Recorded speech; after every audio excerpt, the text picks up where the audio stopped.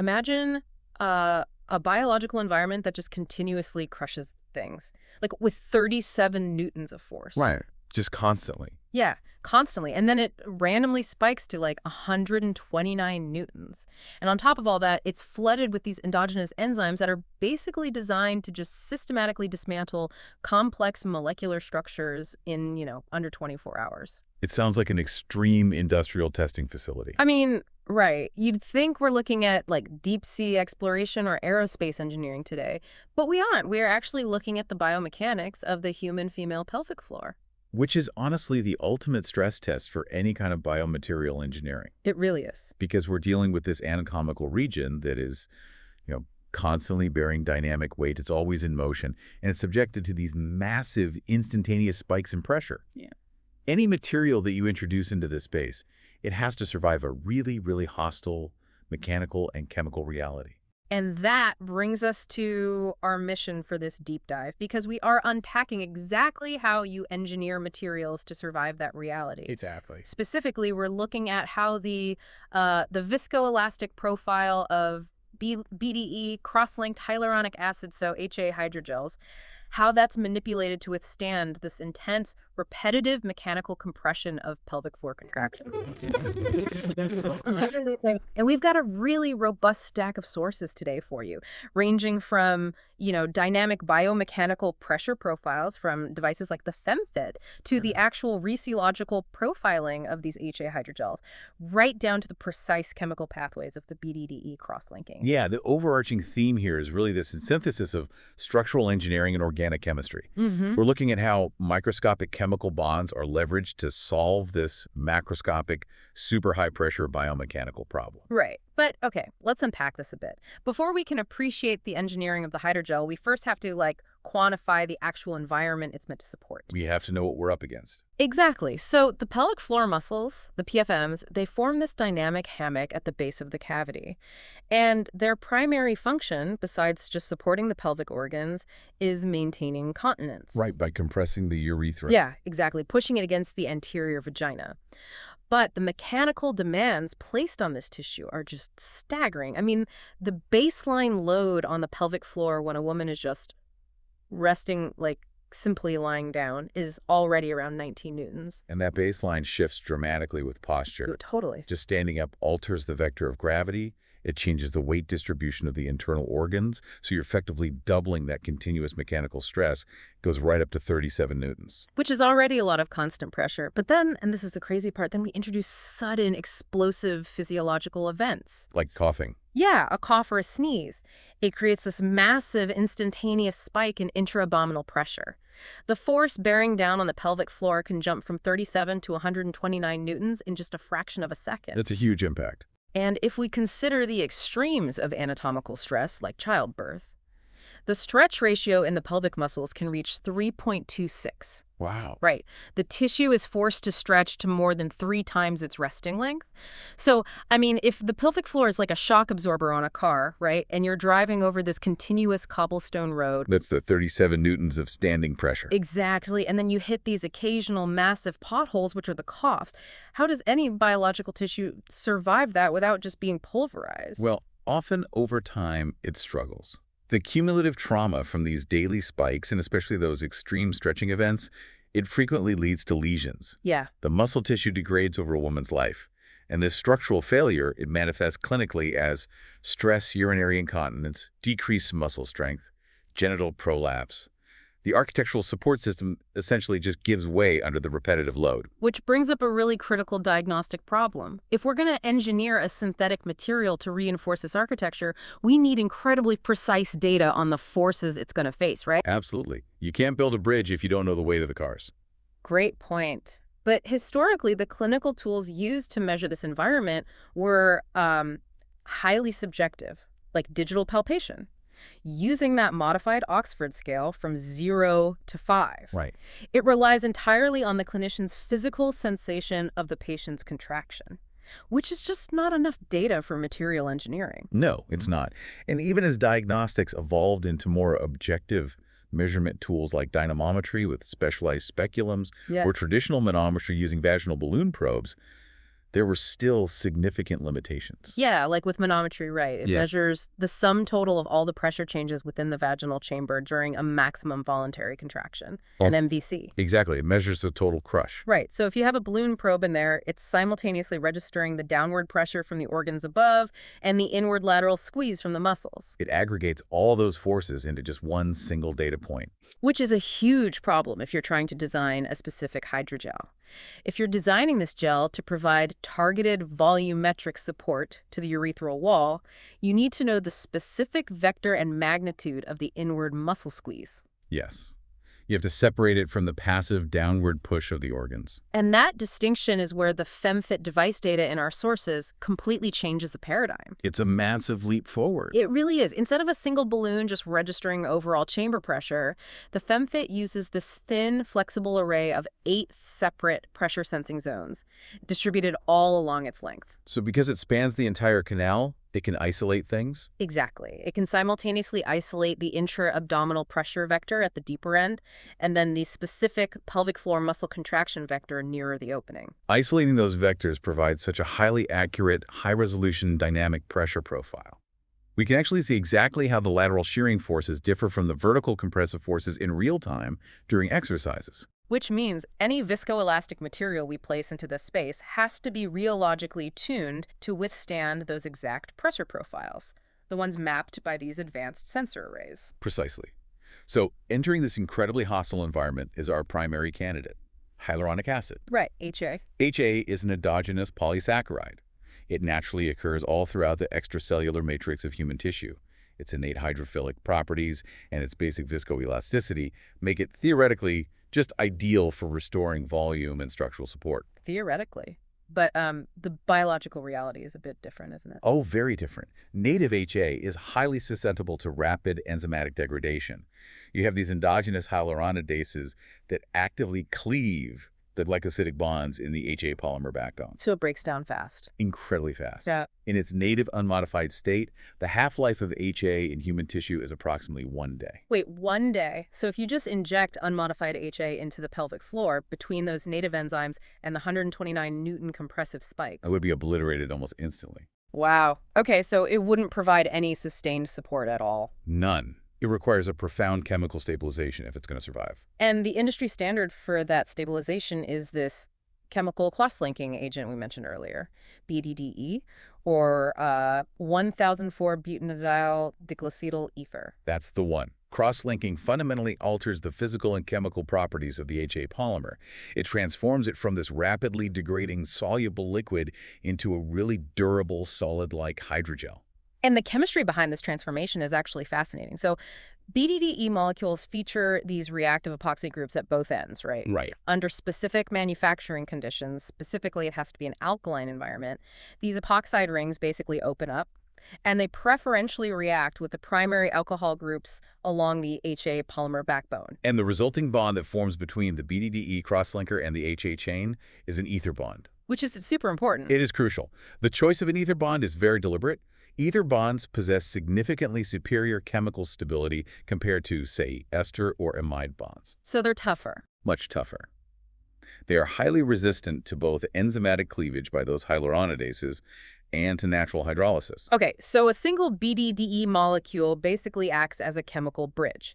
It uses the epoxide group on one end to bond with one HA chain, and the epoxide group on its other end to bond with a completely separate HA chain. Exactly. It creates this complex, interconnected, three-dimensional matrix. And this double-linked structural network is what grants the filler its longevity, extending its life in the tissue from just a single day to well over 12 months. It's a huge upgrade, and the density and efficiency of these chemical bridges, that's what dictates the macroscopic physical properties of the final hydrogel. But I mean, injecting heavily cross-linked polymers into human tissue obviously requires some pretty stringent safety parameters, because not every BDDE molecule introduced during manufacturing successfully forms that perfect double-linked bridge, right? That's correct. Sometimes they react at only one end, so they bind to an HA chain, but the other end just remains unattached, forming what we call a pendant, or monolinked crosslinker.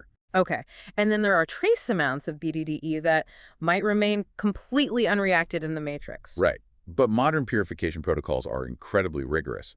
They are designed to aggressively extract and neutralize these unreacted epoxide groups before the product is ever finalized for clinical use. Yeah, the sources indicate that the trace amount of unreacted BDDE remaining in the final product is exceptionally low, typically less than 2 parts per million. Which is minuscule. Very. And once introduced into the body, those trace amounts just undergo natural hydrolysis, right? They break down into carbon dioxide and water.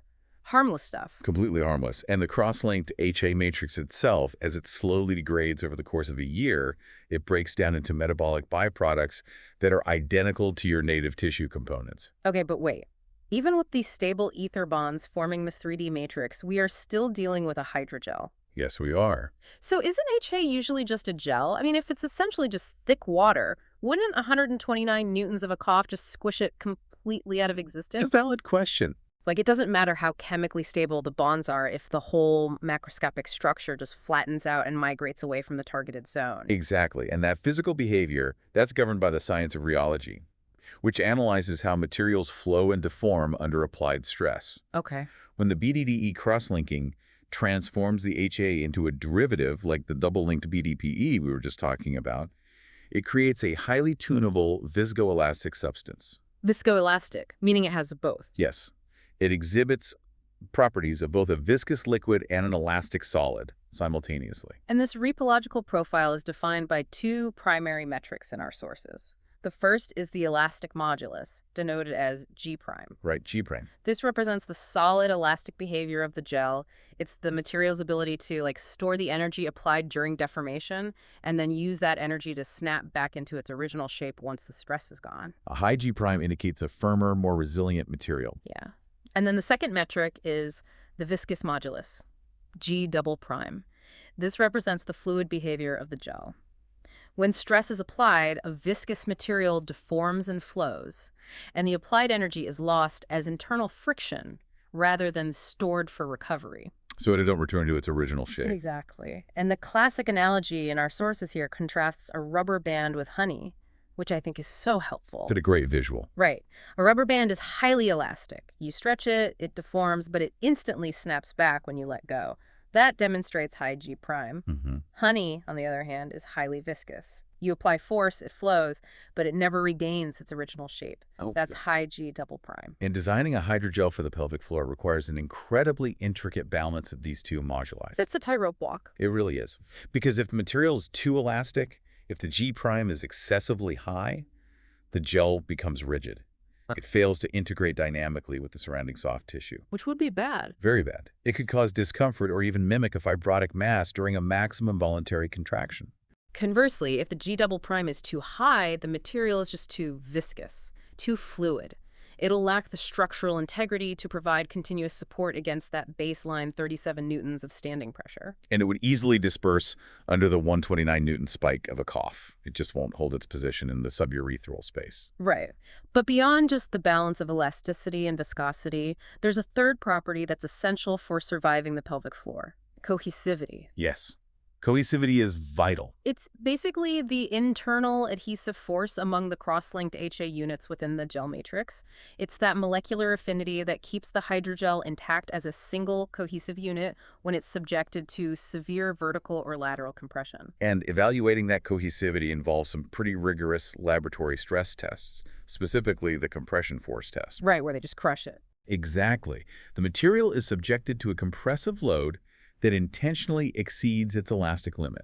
It effectively forces the structural network to break down. Yeah. And the test measures whether the internal cohesive forces are strong enough to pull those separated particles back together once the load is removed. Because if a hydrogel lacks sufficient cohesivity, Yeah. the particles just separate under the stress and stay separated, right? The material just fragments and spreads. Which is exactly what we don't want. But here's where it gets really interesting. The most revealing metric for our specific biomechanical application is this thing called the creep deformation and recovery test. This is a brilliant test. It really is, because when you map the phases of this test, it perfectly mirrors the actual daily physiological stresses placed on the pelvic floor.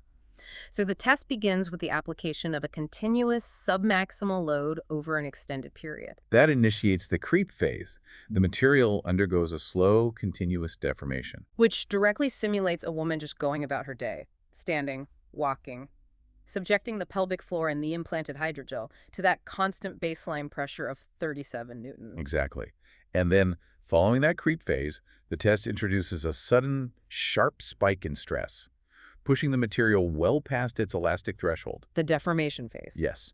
And this mimics the massive 129 Newton intra-abdominal pressure spike generated by a cough or sneeze.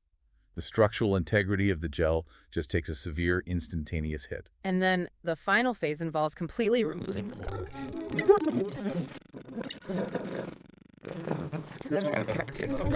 supine state, lying down, where the pressure drops back down to that 19 Newton baseline. And the rheometer tracks how effectively the gel reconstitutes its 3D matrix. So basically, if an HA hydrogel fails the creep deformation and recovery test in the lab, its clinical failure in the pelvic floor is pretty much guaranteed. 100%. A gel with low cohesivity and an unbalanced G', it would endure the constant creep of standing pressure, only to be permanently fragmented by the sudden deformation of a cough. It would just physically flatten out, lose its volumetric profile, and migrate away from the urethra, rendering it totally useless for structural support. Which is why internal cohesivity is the primary defense mechanism against migration. It ensures the gel can stretch and compress dynamically right in tandem with the pelvic floor muscles while still remaining localized as a robust support structure. And our sources emphasize that the manufacturing process is what ultimately dictates this rheological profile.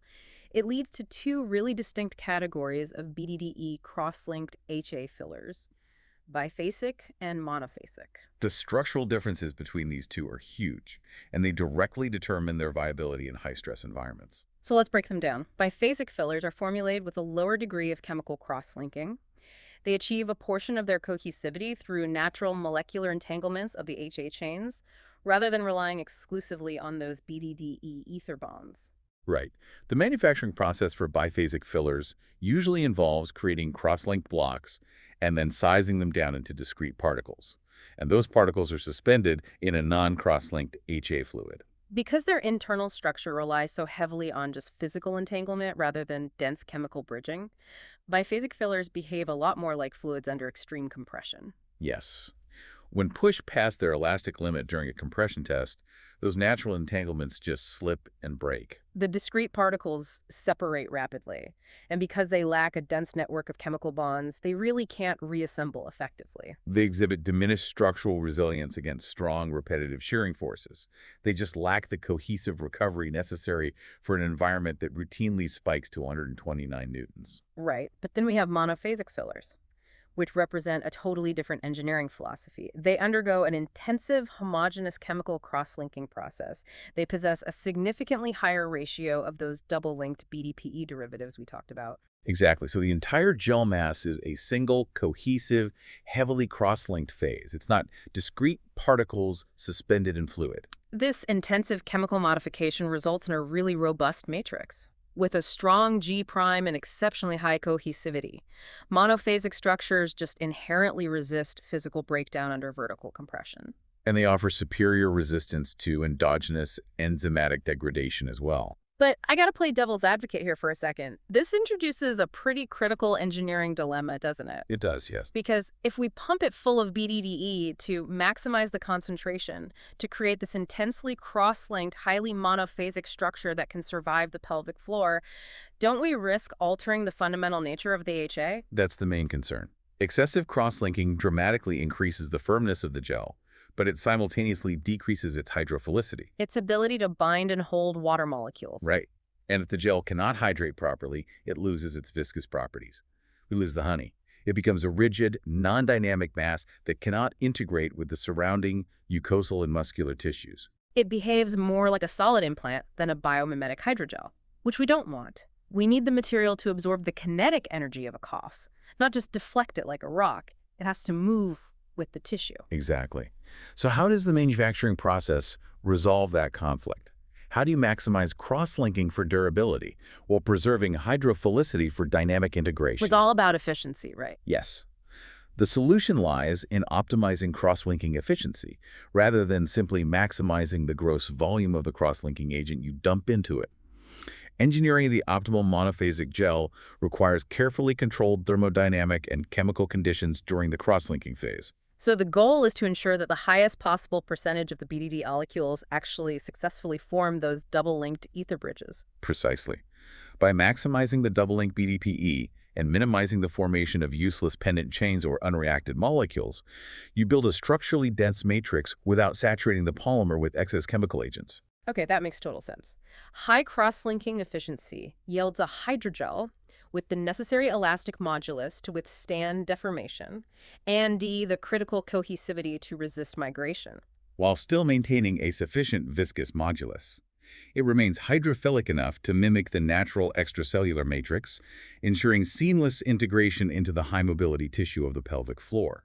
I mean, we are really looking at a masterclass in specialized material science here to combat the relentless mechanical hostility of the pelvic floor, the constant baseline creep of 37 newtons, the sudden violent deformations of 129 newtons, and the continuous threat of enzymatic degradation.